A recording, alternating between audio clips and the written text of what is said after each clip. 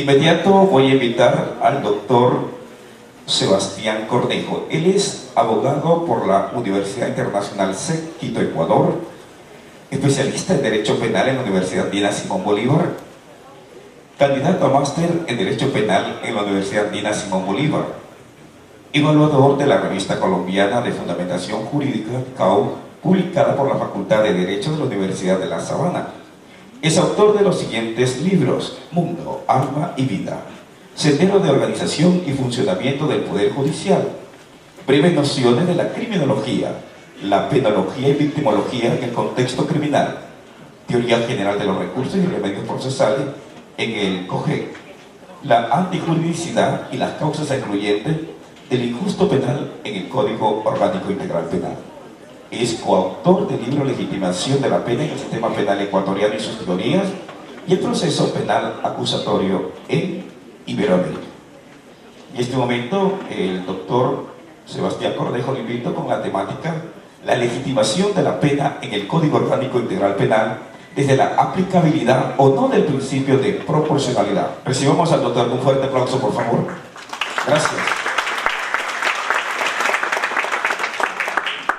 Muy buenas tardes con todos. De antemano agradezco la invitación realizada por parte de mi gran amigo, el doctor Joseph Mendieta, que me ha permitido el día de hoy poder compartir unos breves minutos con ustedes y analizar un tema de trascendental importancia como es la legitimidad de la pena en el Código Orgánico Integral Penal. Hay que hacer alusión a que, si bien es cierto, de conformidad con el artículo 1 de la Constitución de la República del Ecuador, nos determina que el Ecuador es un Estado constitucional de derechos y justicia.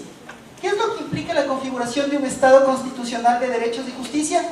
Básicamente, si lo analizamos a la par del artículo 11.2 de la referida norma constitucional, nos determina que todos los individuos dentro de la configuración del Estado gozarán de los mismos derechos, deberes y garantías.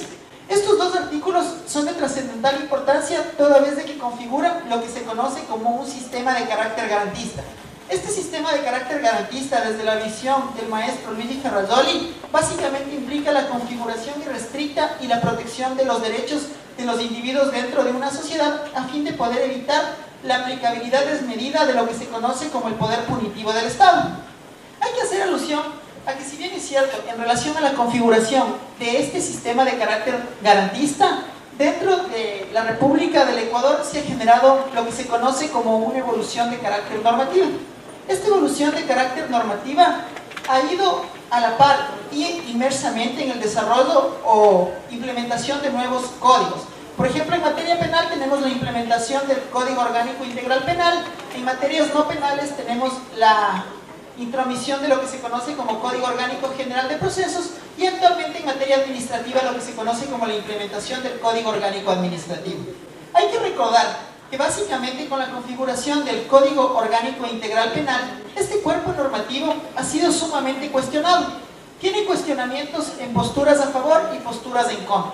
Dentro de las posturas en contra básicamente del Código Orgánico Integral Penal, tenemos que este código ha realizado la implementación de cerca de 71 o más delitos dentro de la legislación penal ecuatoriana, mientras que dentro de las posturas a favor podríamos decir que básicamente este Código Orgánico Integral Penal es una herramienta jurídica que ha generado un avance normativo toda vez que ha evitado la dispersión de tipos penales que se encontraban en diversas normas y adicionalmente ha generado la implementación de la parte sustantiva, la parte adjetiva y la parte de ejecución penal en un solo cuerpo normativo. No obstante, es necesario que empecemos a analizar lo referente al principio de proporcionalidad de la pena. Hay que recordar que dentro de una configuración de un ordenamiento jurídico a nivel de materia penal, siempre va a existir una dualidad presente. Esta dualidad presente va a ser lo que describiría, si nosotros daríamos un asímil, lo que se conoce como el Dios romano Jano. Dios romano Jano, que tiene dos perspectivas, básicamente serían dos caras. Una de las caras es la parte garantista, entendamos como el reconocimiento pleno de los derechos de cada uno de los individuos, que se ve reflejado en la aplicabilidad de un sinnúmero de herramientas jurídicas contempladas en el Código Orgánico Integral Penal, y tendríamos la parte punitivista, básicamente conceptualizada como la aplicabilidad punitiva por parte del Estado, que se ve reflejada en la aplicabilidad de penas privativas de libertad. Ahora bien, Es necesario determinar que dentro de la configuración del sistema garantista que trae consigo el Código Orgánico Integral Penal, básicamente surge a la par de la aplicabilidad del principio de legalidad. Hay que analizar que el principio de legalidad, si nosotros nos remontamos en la historia, básicamente este nace de la configuración en que cada uno de nosotros como individuos en una sociedad hemos decidido ceder cierta parte de nuestra liberalidad. ¿Qué es lo que pasa cuando cada uno de nosotros hemos cedido esa liberalidad al Estado? El Estado administra dicha liberalidad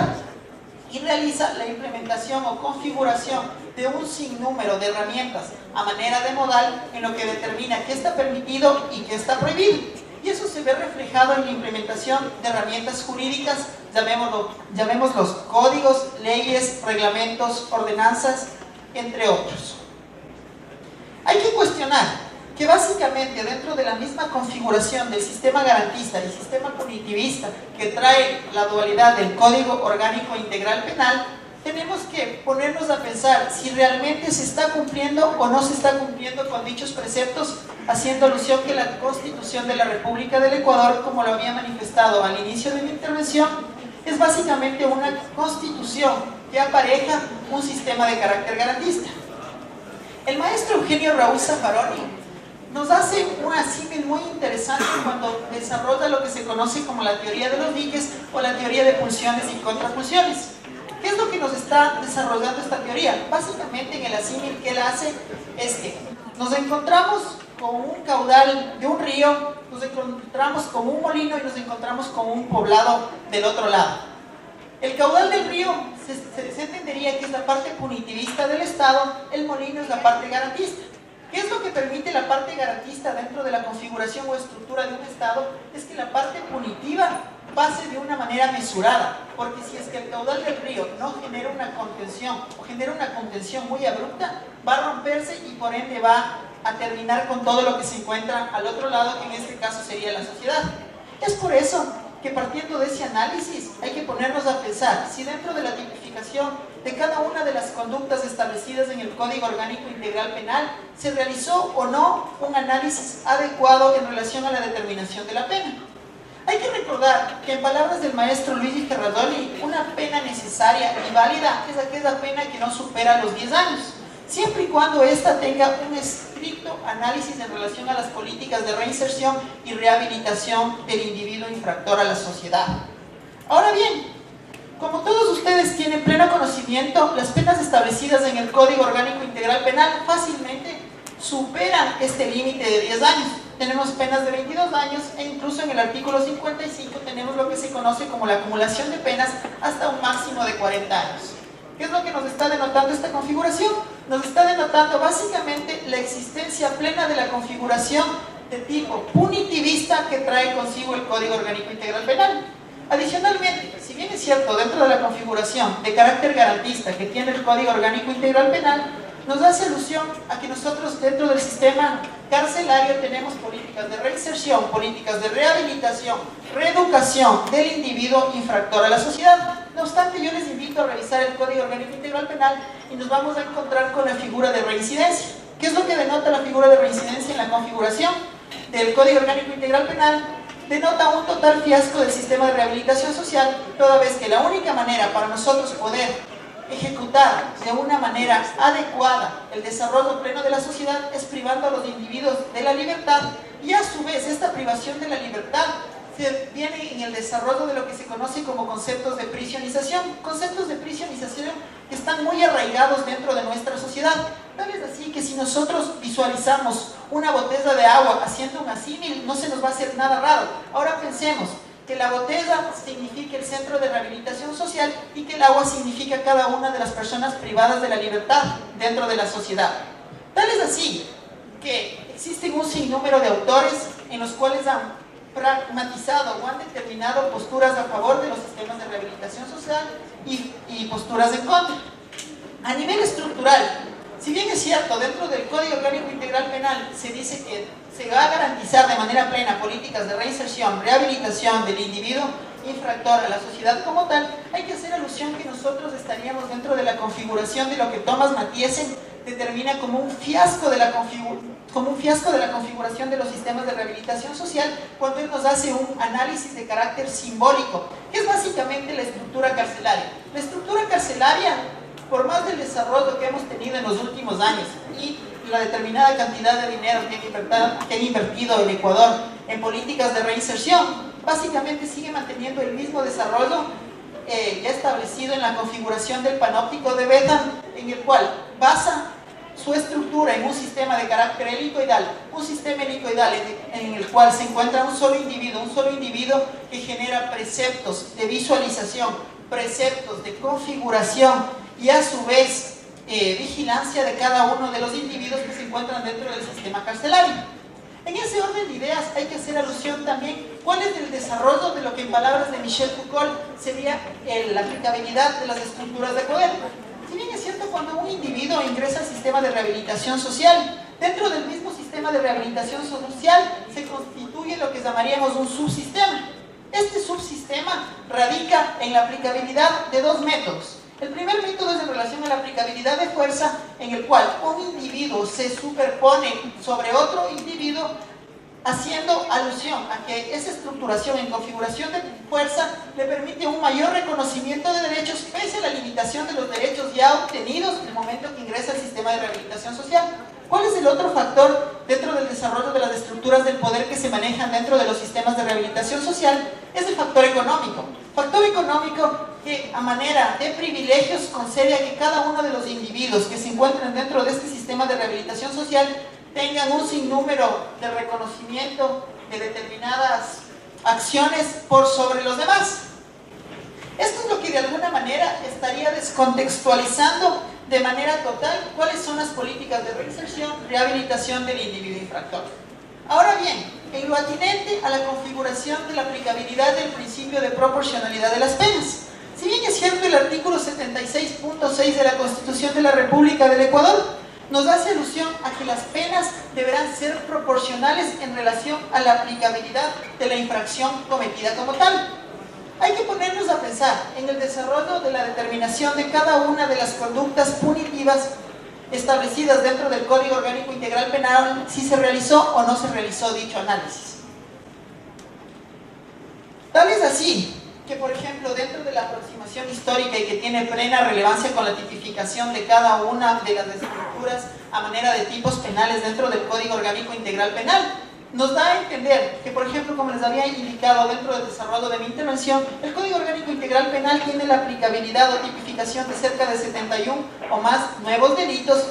Esto tiene una razón de ser. La razón de ser desde una perspectiva de carácter positiva, en la cual se determina que básicamente la necesidad en relación a las conductas delictuales que se han ido dando dentro de la sociedad, fue necesaria la implementación de ciertas conductas. Hay un sinnúmero de autores que critican esta postura, en la cual básicamente nos están dando a denotar que la tipificación de un nuevo tipo penal en un Código Orgánico Integral Penal, en ciertas ocasiones nos está, primero, o criminalizando a ciertos sectores, o segundo, nos está dando la configuración de lo que se conocería como un derecho penal del enemigo, ya replicado en palabras de Jacobs, en el cual nos configura y nos delimita que nos encontraríamos básicamente en una sociedad de riesgo, y en dicha sociedad de riesgo la única manera de la determinación o la configuración de reconocimiento pleno de los derechos es mediante la vulneración de los mismos. Tal es así como, por ejemplo, la implementación de un sinnúmero de tipos penales a nivel procesal, la realización o la obtención de investigaciones, llamemos por ejemplo intercepción de llamadas, sin respetar las garantías del debido proceso, entre otros aspectos. Y de igual manera, de alguna manera estaríamos configurando dentro de la tipificación de cerca de los 71 nuevos delitos, en ciertas ocasiones volviendo a una concepción de carácter lombrosiana, en la cual básicamente se genera una predisposición en relación a que determinado individuo puede cometer o no puede cometer cierto tipo de delitos. Ahora bien, hay que hacer alusión que el Código Orgánico Integral Penal, dentro de la tipificación de estos cerca de 71 nuevos delitos, también ha generado un avance dentro de las estructuras jurídico-procesales. Dentro de estas estructuras jurídico-procesales ha realizado la implementación de lo que se denominan como procedimientos especiales. Dentro de los procedimientos especiales tenemos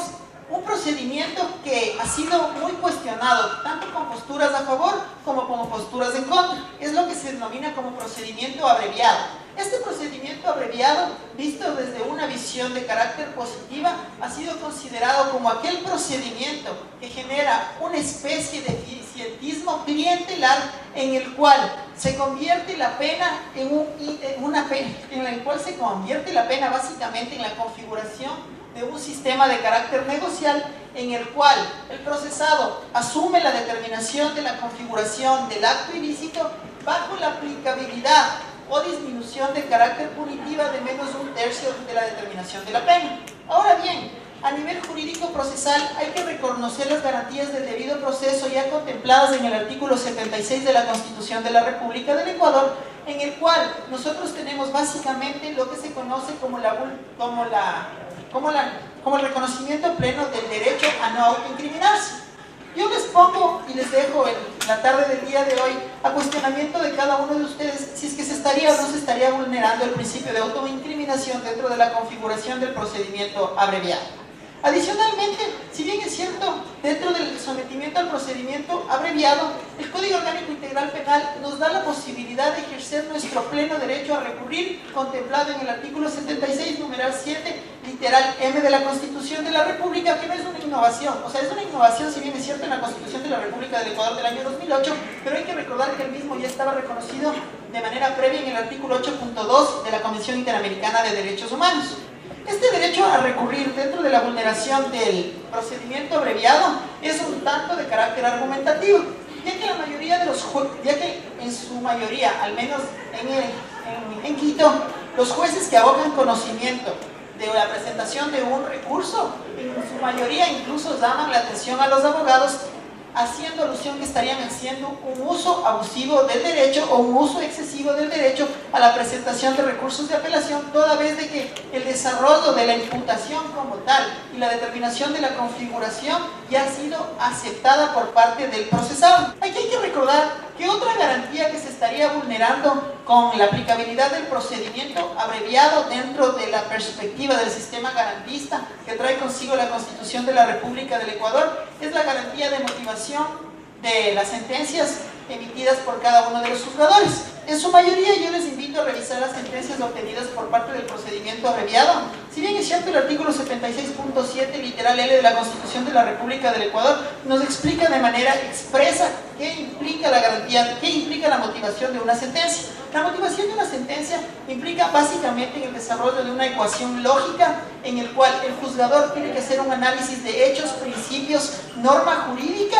y así verter dentro de la emisión de su sentencia un razonamiento adecuado que determine la ratificación del estado de inocencia del individuo procesado o a su vez la aplicabilidad de la culpabilidad por parte del hecho cometido. Tal es así que dentro del desarrollo doctrinal, cuando nosotros revisamos lo que implica el tema de motivación, podemos darnos cuenta incluso cuál es el nivel de instrucción que tiene el juzgador, cuáles son las corrientes doctrinarias que maneja el mismo y cuál es la manera de fundamentación, la manera de argumentación, en una línea argumentativa que el mismo juzgador ha empleado para poder llegar a la conclusión lógica en la cual se está ratificando el estado de inocencia o se está condenando por la comisión del hecho delictivo.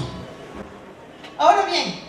un poco saliendo de lo que significa y cuál ha sido el cuestionamiento dentro de la perspectiva garantista y la perspectiva punitivista del procedimiento abreviado, hay que hacer alusión a que, si bien es cierto, al tener nosotros un sistema de carácter garantista en el cual se ha realizado la implementación y tipificación de cerca de más de 71 nuevos delitos, si es que fue necesario o no fue necesario la implementación de dichos delitos. Para poner un ejemplo, por ejemplo, en el Código Orgánico Integral Penal se han implementado los delitos de genocidio, lesa humanidad, apartheid, delitos de odio. El cuestionamiento que surge a la par de la tipificación de estos nuevos delitos es qué número de sentencias condenatorias tenemos por la aplicabilidad de dichos delitos, tomando en consideración que el delito de lesa humanidad ya estaba reconocido plenamente por un sinnúmero de convenios y tratados internacionales y que por la aplicabilidad directa de lo que establece tanto el artículo 424 y 425 de la Constitución de la República del Ecuador, es decir, una esquematización básicamente a manera de estructura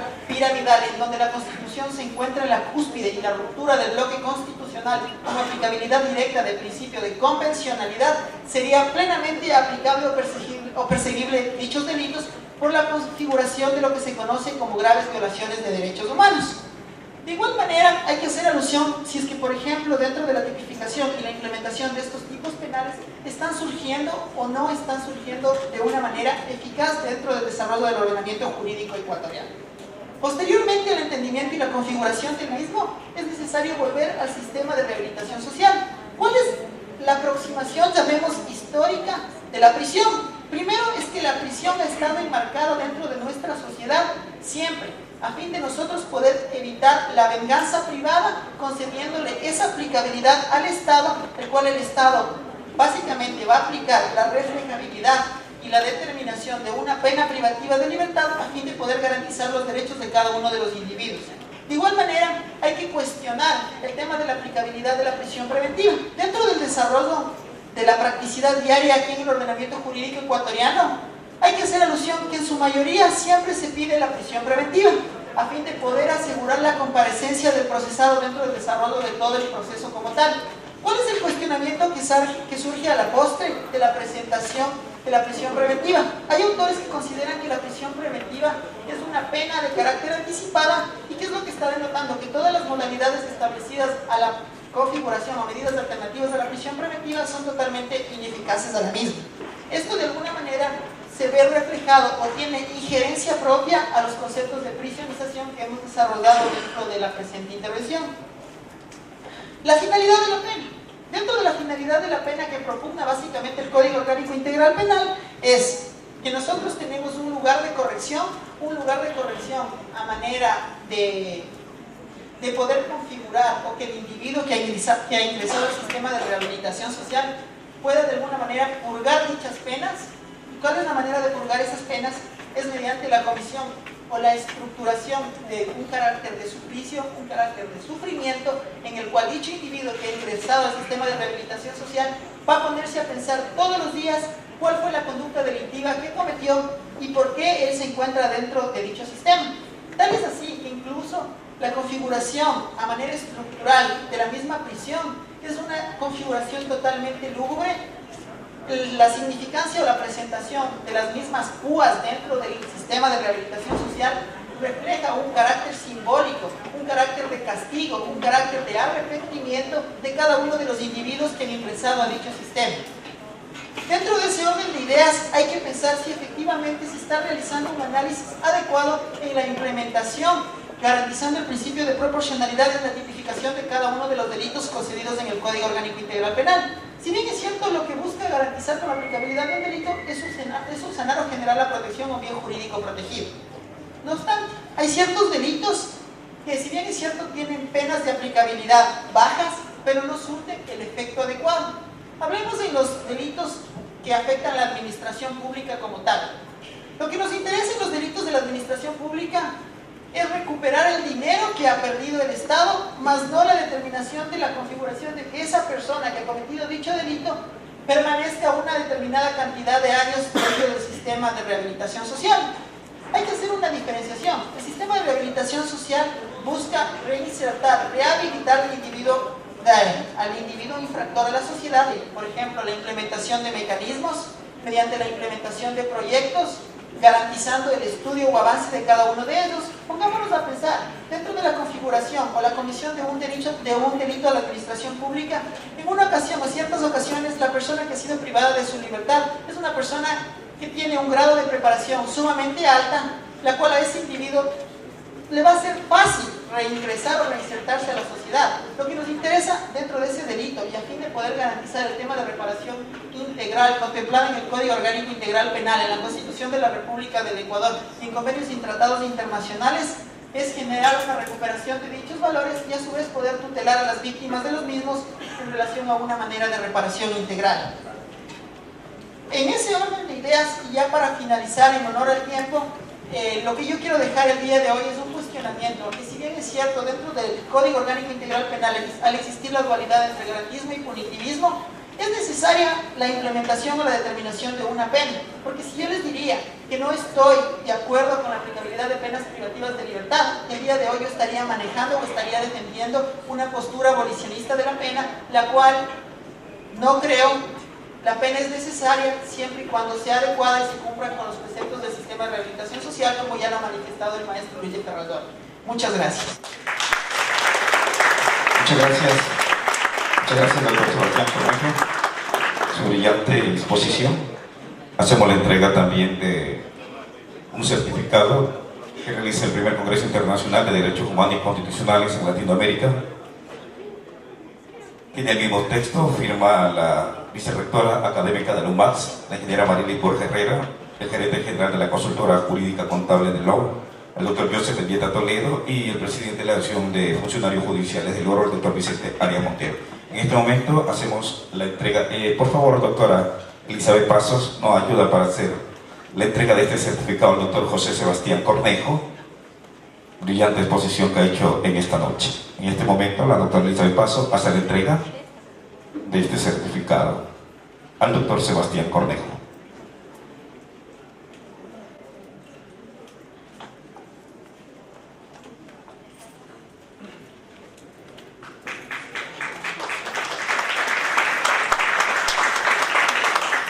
El doctor Cornejo recibe de parte de la abogada Leti Escalona este detalle que representa nuestra fruta que exporta nuestra provincia de Oro.